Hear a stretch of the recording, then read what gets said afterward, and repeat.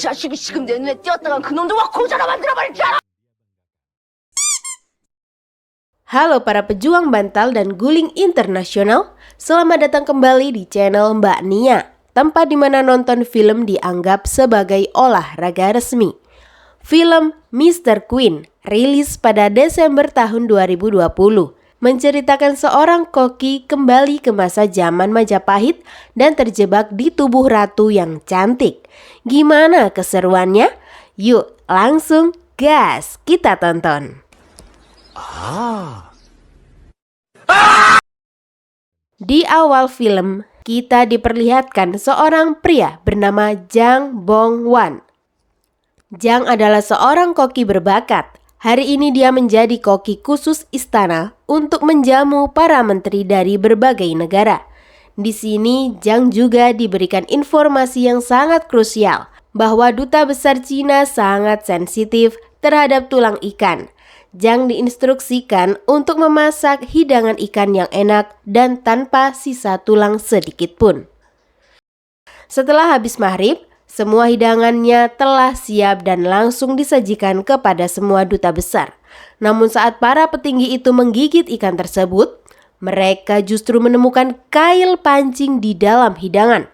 Hal itu membuat Jang merasa sangat ketakutan dan bersalah. Dua polisi langsung mencari dirinya di apartemen untuk diinterogasi.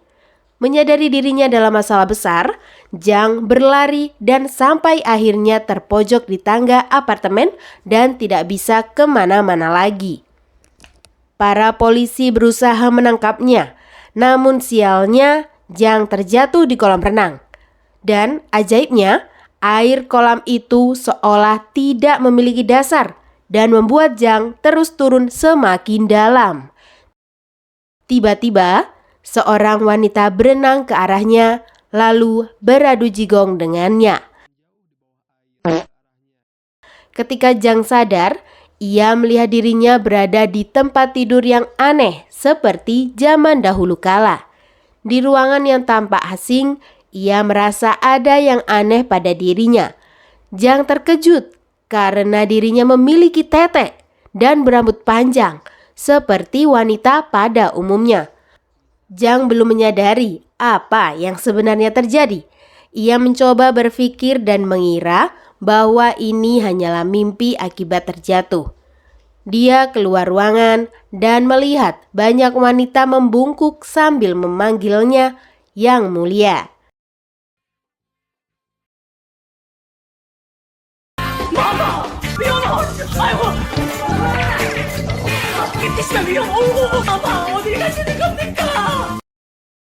Di luar, Jang merasa aneh karena tidak merasakan burung miliknya gondal-gandul, namun malah terasa sejuk di selangkangannya.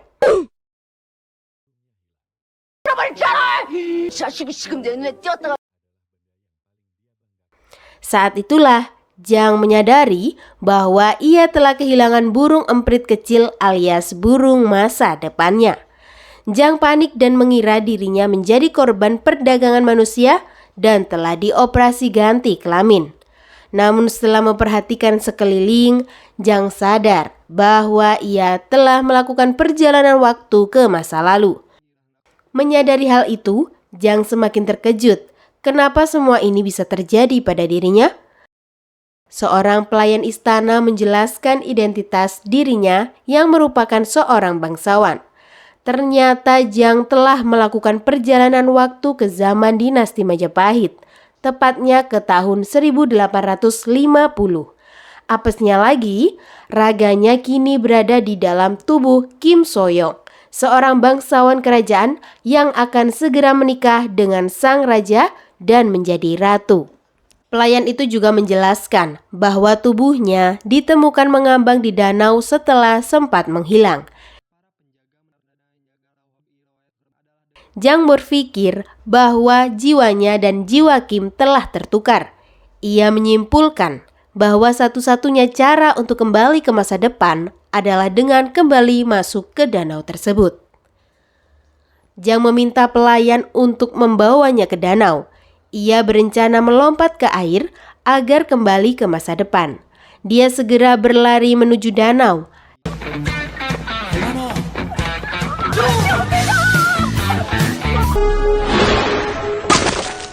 Ternyata Ratu Agung telah memerintahkan pelayan untuk menguras air danau selamanya agar tidak ada lagi orang yang tenggelam.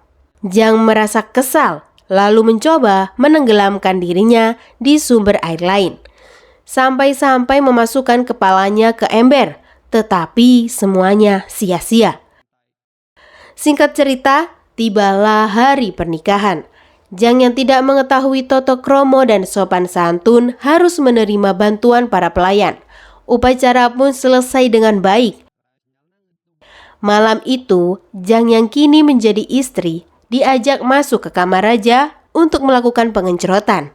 Karena jiwa Jang adalah laki-laki, ia merasa jijik dan mencari cara untuk menghindari malam pertamanya. Ia menawarkan arah oplosan kepada sang raja dengan tujuan agar raja itu teler dan tidur duluan. Keesokan harinya, Jang bangun dengan sempoyongan. Ia ditawari makan, namun tidak menyukainya dan meminta koki kerajaan menyiapkan ramen. Para koki yang baru pertama kali mendengar nama makanan itu bingung, namun tetap mencoba membuatnya. Meski telah mencoba berulang kali, Jang tidak menyukai makanan itu.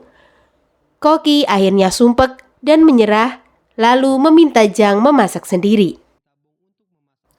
Karena Jang memang ahli dalam memasak, ia langsung masuk dapur dan memulai memasak dengan keahliannya.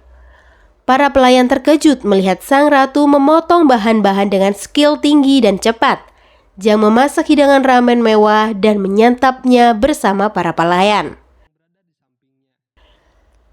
Saat kembali ke dapur, koki kerajaan yang penasaran mencoba sisa masakan Jang yang ada di panci dan langsung terdiam, terpesona, dan tergila-gila dengan kelezatannya. Koki itu berkata, "Rasane enak tenan." Dari kejadian itu, Jang mendapati ide. Dengan skill masaknya yang luar biasa, ia ingin meluluhkan hati Ratu Agung agar mau mengisi kembali air danau. Namun saat berada di dapur, koki kerajaan yang iri tidak mengizinkannya masuk dapur, lalu berkata bahwa dapur adalah kewenangannya dan tak boleh satu orang pun yang mengacaukan dapurnya. Jang yang mendengarnya menjadi kesal, lalu menantangnya duel masak. Di sini koki kerajaan ragu dirinya bisa menang, tapi tak ada pilihan lain selain menerima tantangan Jang. Mereka langsung memulai duel masak. Sang ratu menunjukkan skillnya saat memotong timun. Pelayan yang melihatnya terkagum-kagum. Sementara koki kerajaan masih memotong wortel dengan hati-hati. Singkat cerita, hidangan Jang sudah selesai, lalu membunyikan lonceng. Jang mengklaim dirinya sudah menang, tapi koki kerajaan berkata kemenangan duel memasak bukan tentang kecepatan melainkan rasa yang enak dan sedap. Jang menunjuk penasehat kerajaan sebagai juri dan langsung mencicipi makanan Jang.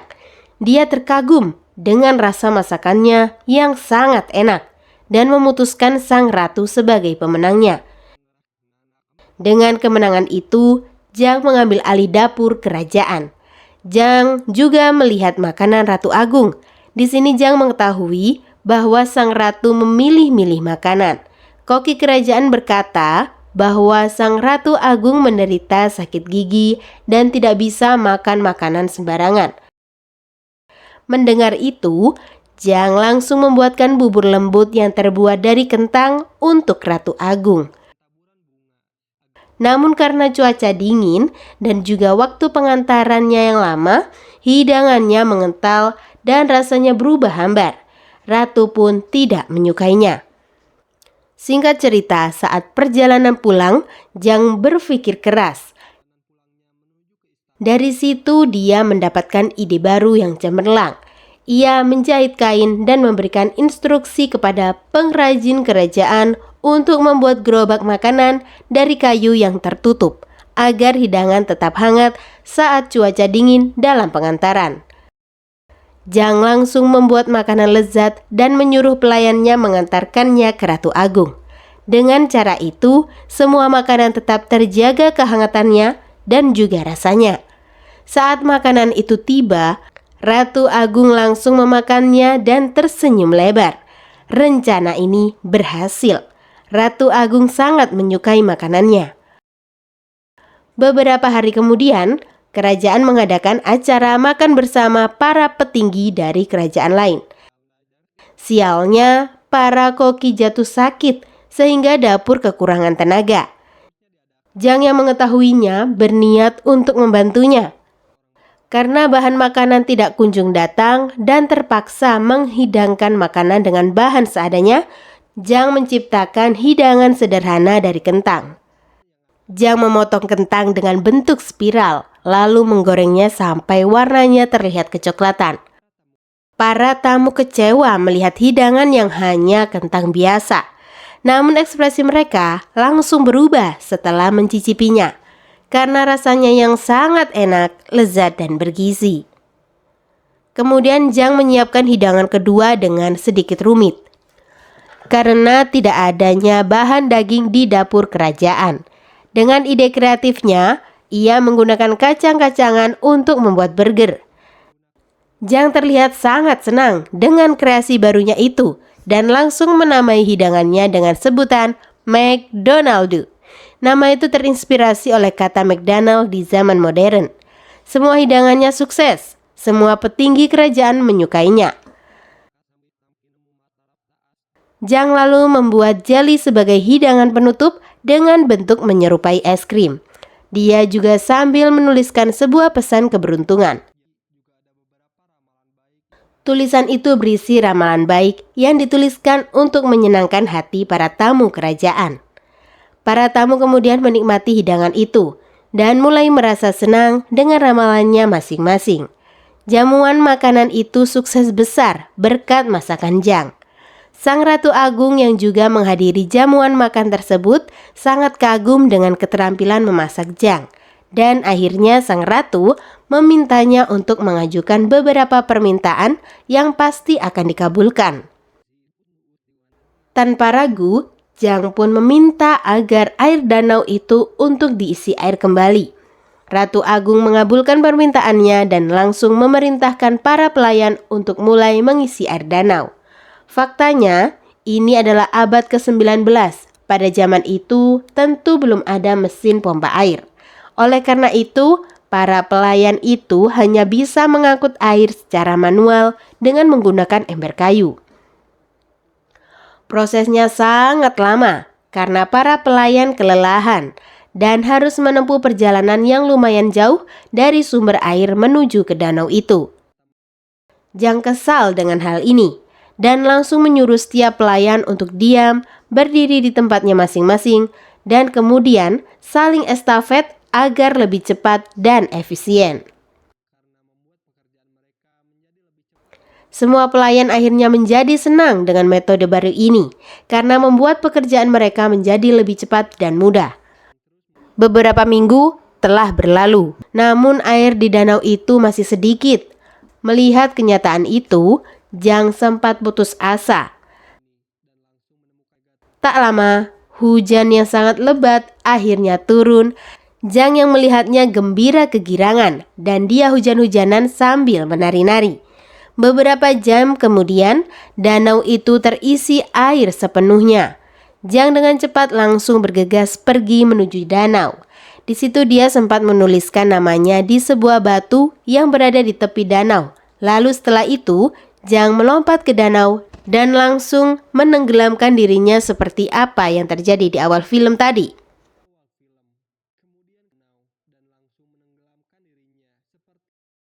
Saat Jang terbangun kembali, dia pun terkejut ketika melihat dirinya sudah berada di rumah sakit. Dia juga melihat polisi yang sedang tertidur. Jang perlahan ingin mengambil HP milik polisi itu lalu kabur. Namun apesnya, polisi itu terbangun. Jang berlari karena takut kalau dirinya akan ditangkap. Jang pun akhirnya berhasil menjauh dari kejaran sang polisi. Jang dengan cepat berlari menuju ke sebuah perpustakaan sambil mencari semua buku sejarah Korea. Saat itu, dia pun kemudian menemukan sebuah buku tentang dinasti Majapahit. Namun kebahagiaannya itu hilang ketika para polisi yang mengejarnya tiba di hadapannya. Jang pun mencoba melarikan diri lagi. Namun para polisi itu berkata bahwa mereka tidak ada niat untuk menangkap Jang. Ternyata masa kini pun telah sepenuhnya berubah akibat perjalanan waktu yang telah Jang lakukan. Ternyata para polisi itu ditugaskan untuk melindunginya karena Jang telah menjadi pelapor dan telah membeberkan beberapa nama pejabat tinggi pemerintahan atas kasus korupsi mereka. Karena perjalanan waktunya yang terlihat tidak mempengaruhi apa-apa, ternyata berdampak besar pada perubahan sejarah di masa sekarang. Film pun berakhir. Dan ingat, perubahan kecil yang kamu lakukan hari ini, kayak masak kentang atau nulis nama di batu, bisa ngubah sejarah dunia. Jadi, hati-hati, jangan asal nyemil sembarangan. Nanti masa depanmu berubah jadi jengkol. Akhir kata, tetaplah hidup, tetaplah makan, dan jangan lupa kalau ketemu danau, jangan langsung nyemplung. Siapa tahu pulangnya malah jadi kucing.